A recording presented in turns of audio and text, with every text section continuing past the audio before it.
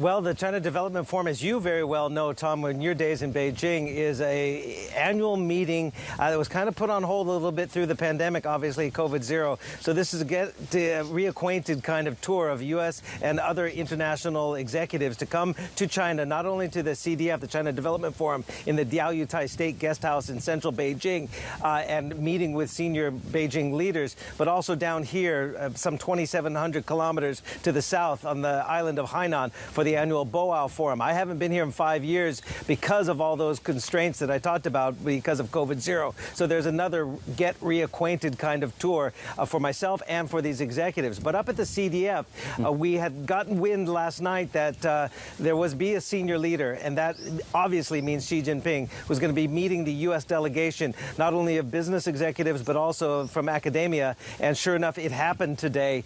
We don't know the precise details of the talk. We do know that at least Blackstone Steve Schwarzman was a participant. We're still trying to get confirmation of others, but we do know that Apple's Tim Cook was there for the CDF.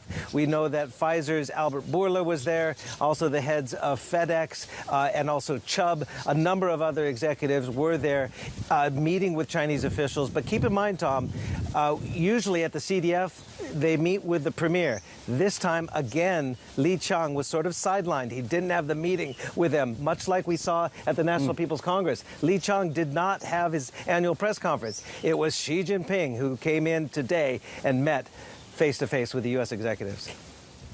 Yeah, that's interesting context, isn't it? You are obviously on the ground, Steve, and you've been conversing, you've been speaking to CEOs and leaders from US companies, other companies as well. What is the sense? Are they convinced that China really is making this effort now? How much conviction is there amongst business leaders that China is still a place to invest and do business?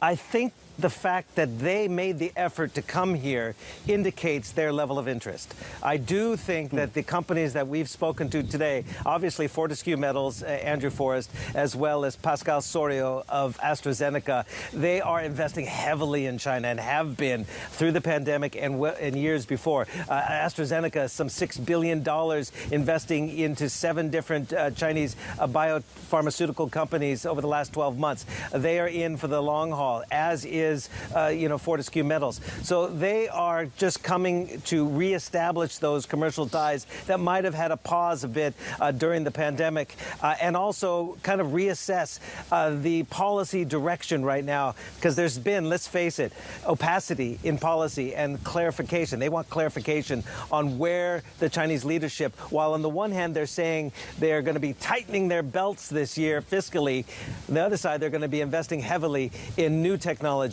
New productive forces is what Xi Jinping talks about. But we need more clarity on what that exactly means. Is it going to be bifurcated, new productive forces, only for Chinese-made chips, only for AI, only for those supply chains within China, or is there participation available for global participants? There's a lot of questioning and answering going on.